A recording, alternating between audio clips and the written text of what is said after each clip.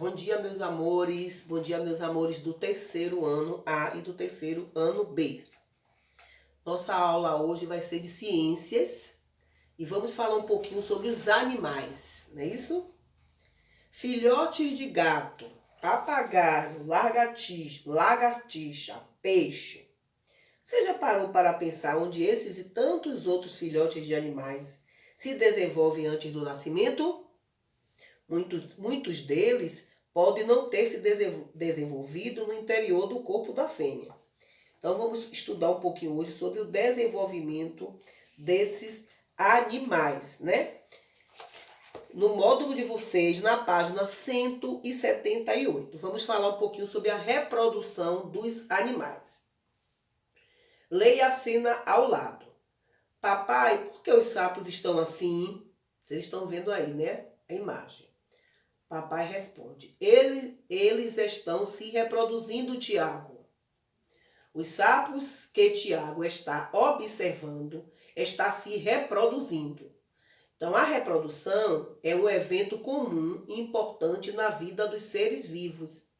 Por meio dela, ou seja, da reprodução, são gerados novos indivíduos que permitem a uma determinada espécie continuar existindo no ambiente. Porque se não houvesse a reprodução, como esses indivíduos, né, dessa espécie iam continuar existindo no ambiente, se não reproduzir, né? Então, através da reprodução, né, é que são gerados novos indivíduos que permitem continuar existindo essa espécie no ambiente, certo? Em geral, para que ocorra a reprodução, é necessário que a célula sexual masculina, chamada espermatozoide, se una à célula sexual feminina, chamada de ovócito. Essa união é conhecida como fecundação. Então, fecundação é a união da célula sexual feminina com a célula sexual masculina. Vamos observar abaixo uma representação da reprodução de coelhos. Para que ocorra a reprodução, é necessário que os animais se acasalem.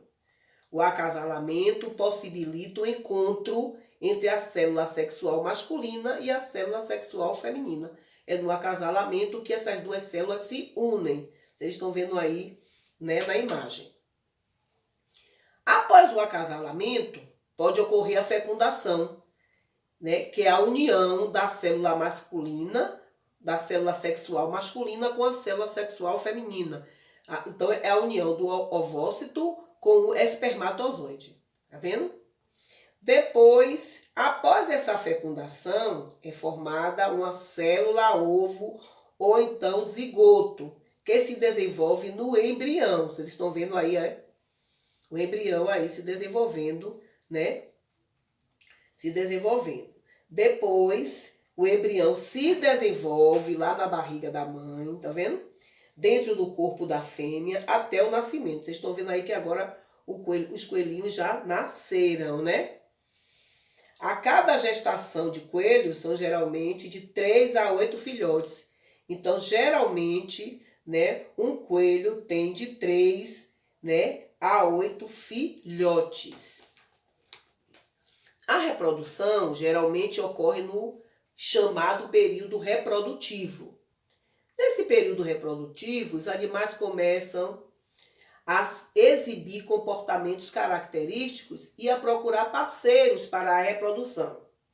Então, é comum algumas espécies, como os pinguins imperadores, deslocarem-se para locais específicos para encontrar um parceiro reprodutivo, né? Vocês estão vendo aí os pinguins imperadores, eles aglomerados em uma ilha no Oceano Atlântico para encontrar um parceiro de acasalamento antes do inverno. Vocês estão vendo aí que eles estão numa ilha, né, procurando um parceiro para se acasalarem, né? Esses locais facilitam o encontro de parceiros, né? Durante esse período reprodutivo, os animais apresentam alguns rituais de acasalamento para atraírem o parceiro. Nesses rituais, os animais se exibem uns para os outros usando diferentes estratégias, como danças, cantos e exibição de suas cores. O objetivo é chamar a atenção do parceiro e escolher aquele considerado ideal para a reprodução.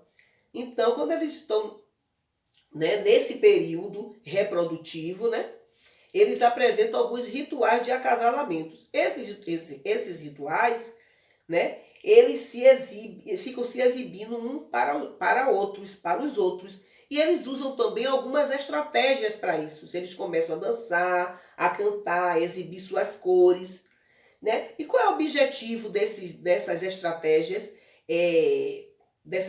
O objetivo dessas estratégias, deles dançarem, cantarem, se exibirem, é chamar a atenção do parceiro, né? E escolher aquele considerado ideal para a sua reprodução.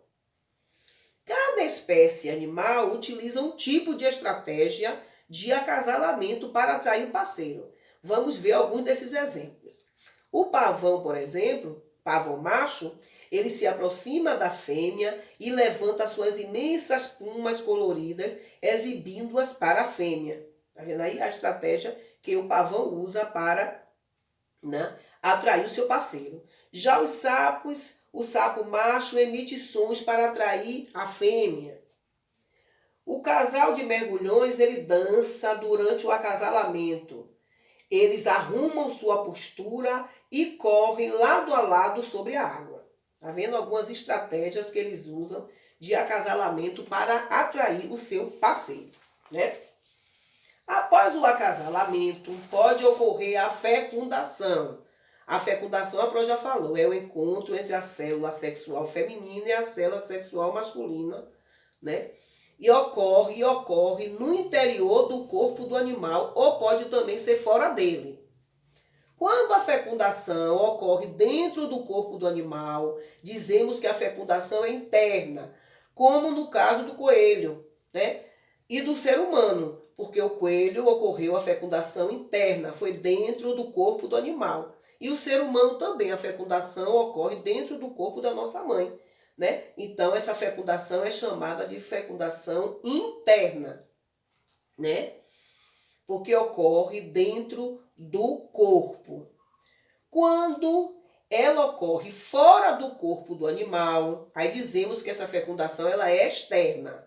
Vamos ver a seguir uma representação da fecundação externa, né? Entre os sapos.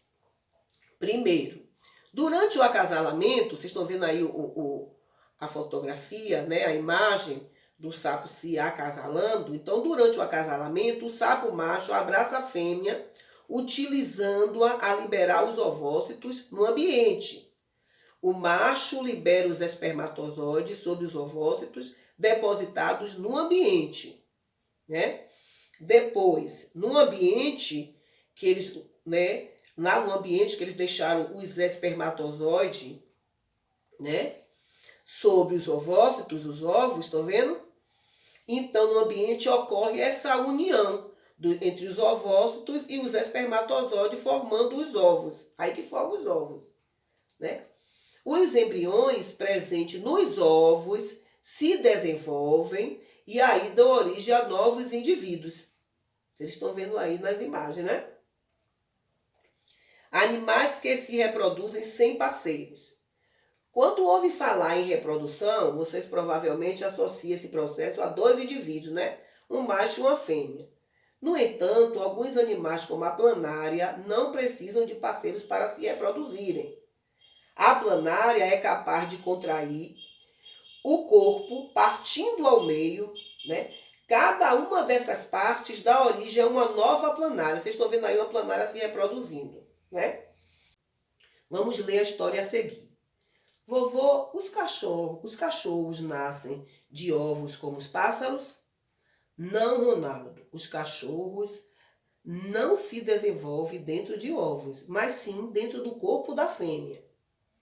Os embriões de diferentes animais não se desenvolvem da mesma maneira.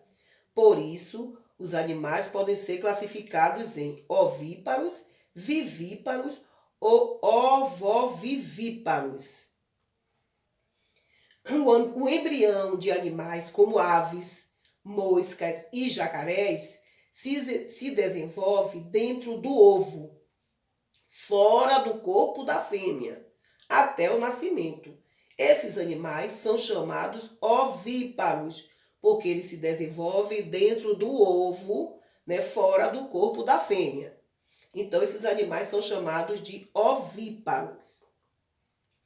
Em alguns animais, como cachorros, gatos e cavalos, o embrião se desenvolve até o nascimento dentro do útero materno, um órgão localizado no abdômen da fêmea. Então, o útero é um órgão localizado lá no abdômen da fêmea.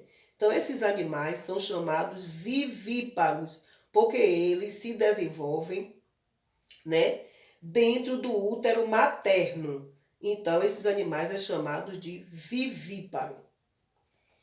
Em alguns animais, como as serpentes cascavéis, e em alguns peixes como lebiste, o embrião se desenvolve dentro de um ovo que permanece no corpo da fêmea até seu nascimento.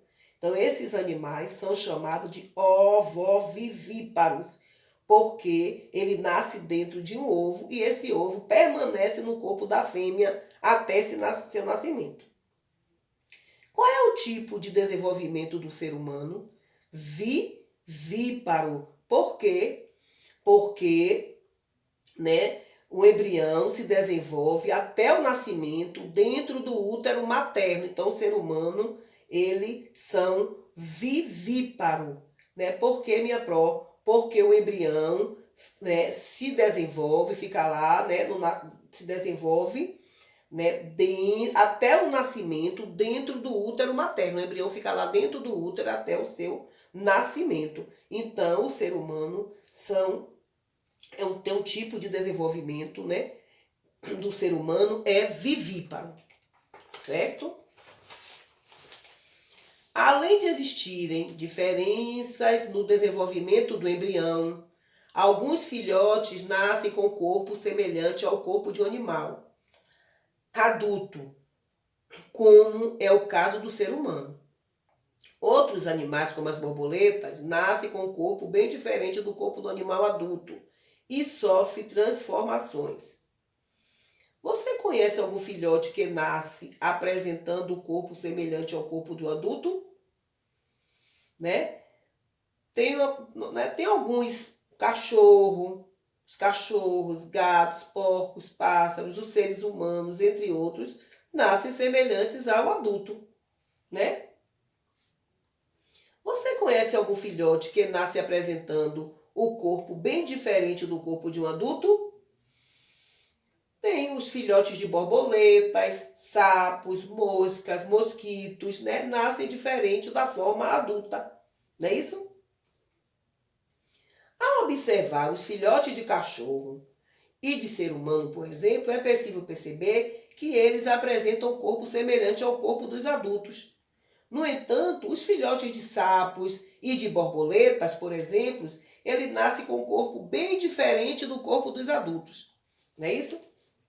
Após o nascimento, esses animais passam por uma série de transformações até atingirem a forma adulta. Esse processo de transformação é chamado de metamorfose. Então, vamos observar aí a representação da metamorfose de uma borboleta, né? Primeiro, número 1. Após o acasalamento e a fecundação, a fêmea da borboleta ela deposita os ovos no ambiente.